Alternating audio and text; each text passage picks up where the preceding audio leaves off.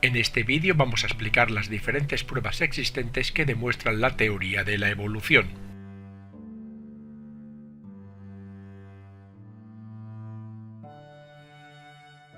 Y empezaremos dando unos breves datos introductorios sobre dichas pruebas. Pero recordemos que el principal objetivo es conocer las pruebas de cómo se adaptan los organismos al medio ambiente gracias a la selección natural mediante la evolución. Podríamos definir esta evolución como el proceso de transformación de una especie a otra, por ejemplo de un primate a un ser humano, y se trata de un cambio en la composición genética y a menudo en las características heredables de una población a lo largo del tiempo. Los biólogos definen dos tipos de evolución con base en la escala: la macroevolución, que son cambios a gran escala que ocurren a lo largo de extensos periodos de tiempo, por ejemplo la formación de nuevas especies y grupos, y la microevolución, que se refiere a cambios a pequeña escala que afectan únicamente a uno o unos cuantos genes y que ocurren en las poblaciones en escala de tiempo más cortas. Y es importante destacar que los dos procesos no son diferentes, en realidad son el mismo que ocurre en dos escalas de tiempo distintas. Las pruebas de la evolución provienen de muchas áreas diferentes de la biología, como por ejemplo anatómicas, biológicas, paleontológicas, biogeográficas y la observación directa.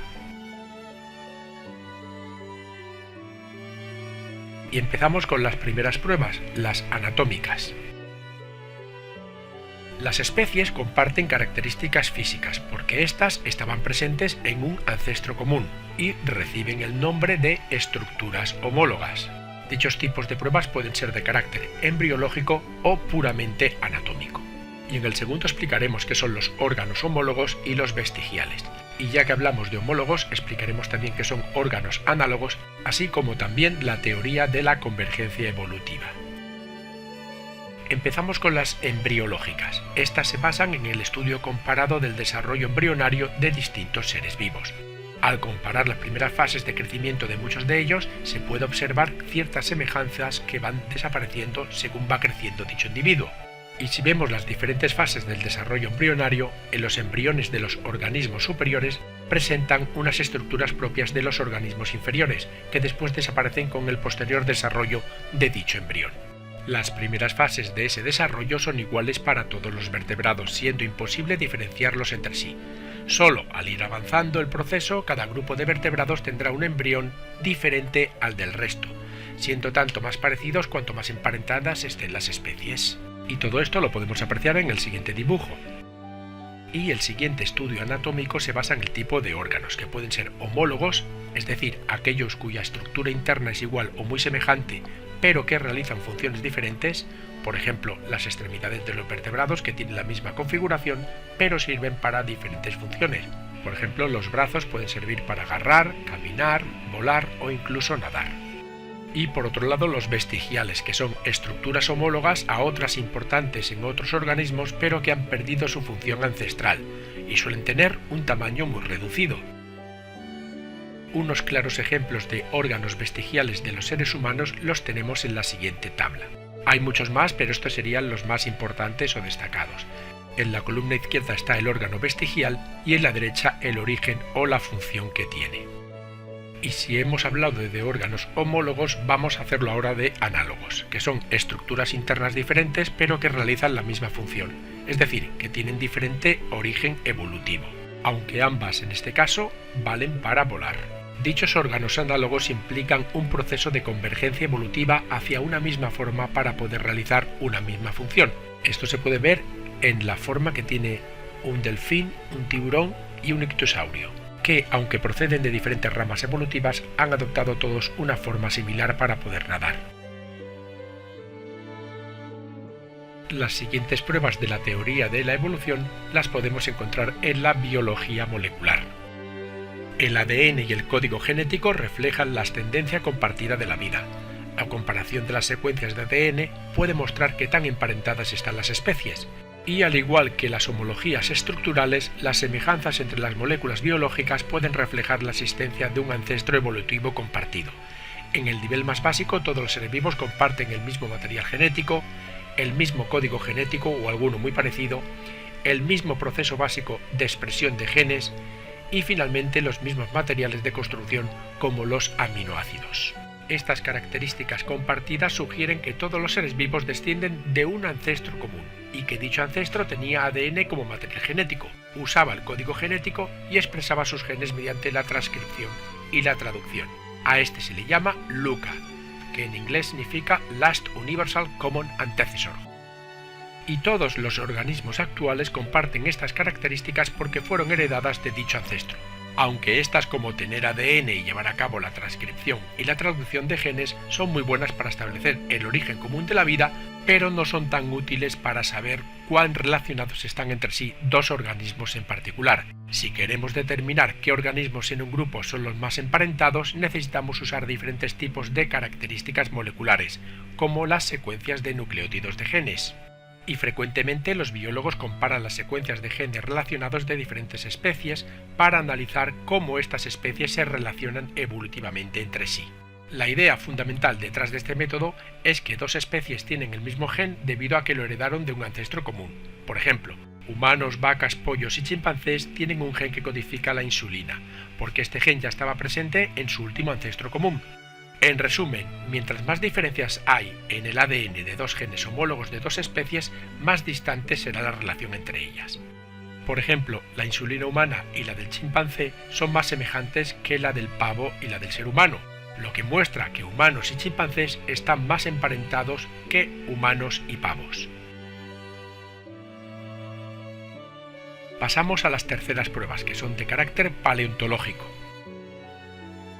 En otros vídeos hemos visto que los fósiles documentan la existencia de especies pasadas, extintas actualmente, pero emparentadas con las especies que vemos hoy en día. Y esto lo podemos estudiar mediante tres pruebas: el aumento de la complejidad, el aumento de la diversidad y las formas intermedias. Además, explicaremos la teoría del equilibrio puntuado en este apartado. Los fósiles más antiguos encontrados, los unicelulares procariotas, están en los estratos inferiores del registro fósil. Esto significa que fueron los primeros. Más tarde se hallan los primeros unicelulares eucariotas y acto seguido los primeros pluricelulares eucariotas. Esta sucesión de formas con una estructura cada vez más compleja significa que las especies posteriores proceden de las anteriores al adquirir una nueva característica, tal y como indica la teoría evolucionista. Por ejemplo, la evolución del caballo puede seguirse a través del registro fósil llamado Eohippus, un pequeño mamífero herbívoro que vivió durante el Eoceno, hace 55 millones de años en América del Norte. Se supone que de él descienden todos los equinos posteriores, incluido el género Equus. Y al igual que en la complejidad, ocurre lo mismo en la diversidad.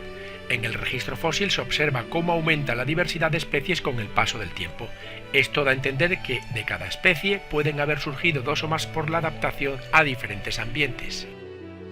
Además, existen fósiles que tienen características combinadas de especies muy diferentes. Son las llamadas formas intermedias o de transición, como el Archaeopteryx. Estos fósiles permiten establecer relaciones evolutivas entre diferentes especies.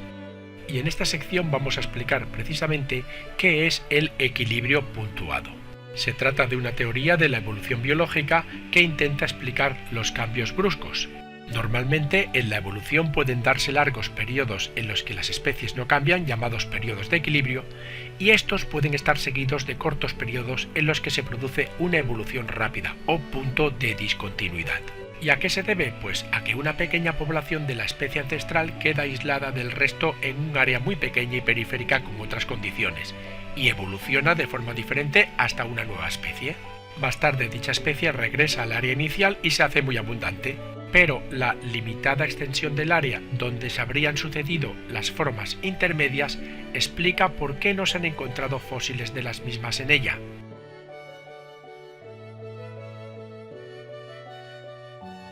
Otras pruebas de la evolución serían las biogeográficas.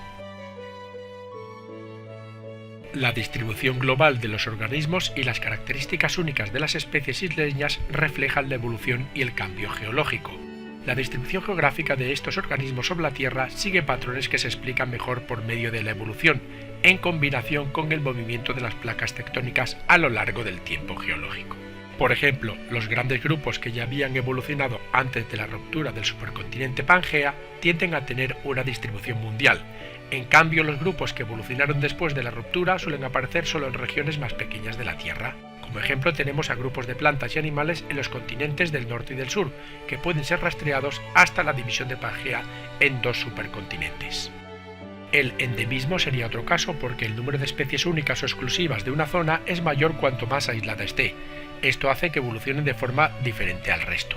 Y un claro ejemplo sería Australia, que se separó del resto del mundo hace 70 millones de años.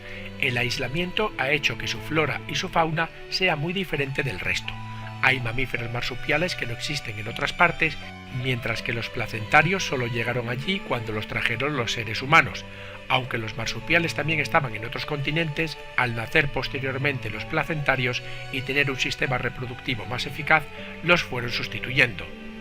Y otros ejemplos de endemismo serían las Islas Galápagos, la isla de Pascua, Hawái, Madagascar, aunque también pueden haber endemismos muy cercanos debido a una barrera insalvable para una población.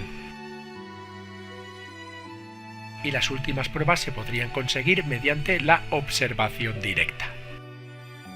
Podemos ver la evolución directamente a pequeña escala en los organismos con ciclos de vida cortos como los insectos resistentes a pesticidas. Por ejemplo, en la década de los 50 se intentó erradicar la malaria por eliminación de sus portadores, ciertos tipos de mosquitos, y para ello se roció el pesticida DDT en amplias áreas donde vivían. En principio fue muy efectivo, pero con el tiempo se volvió menos efectivo y cada vez sobrevivían más y más mosquitos. Esto se debió a que la población de mosquitos desarrolló resistencia a dicho pesticida. Antes de la aplicación del DDT, una pequeña parte de la población de mosquitos tendría de manera natural alelos que les hacían resistentes a este insecticida, y estas versiones habrían aparecido mediante una mutación aleatoria. Sin la presencia del DDT, estos alelos resistentes no habrían ayudado a los mosquitos a sobrevivir o a reproducirse, por lo que serían muy escasos. Cuando se inició la aplicación del DDT, la mayoría de los mosquitos fue eliminada por el pesticida, y solo sobrevivieron los que presentaban los alelos resistentes a este insecticida. Estos mosquitos sobrevivientes habrían sido capaces de reproducirse y de dejar descendencia, y ya en el transcurso de varias generaciones habrían nacido cada vez más mosquitos resistentes al DDT en la población. Finalmente, los mosquitos habrían recuperado sus cifras elevadas, pero estarían compuestos en su mayoría por individuos resistentes al DDT. ¿Y por qué estas poblaciones de mosquitos pueden volverse resistentes al DDT con tanta rapidez? Pues hay 2 factores importantes. El primero es el gran tamaño de la población, que hace más probable que algunos individuos dentro de ella presenten por azar mutaciones que confieren la resistencia, y el segundo sería el ciclo de vida corto. En resumen, que las bacterias y los virus que tienen tamaños de población mucho más grandes y ciclos de vida más cortos pueden desarrollar resistencia a los medicamentos rápidamente. Y esto ha sido todo. Muchas gracias por escucharme y espero que te haya servido de ayuda. Para más información entra en yucam.com.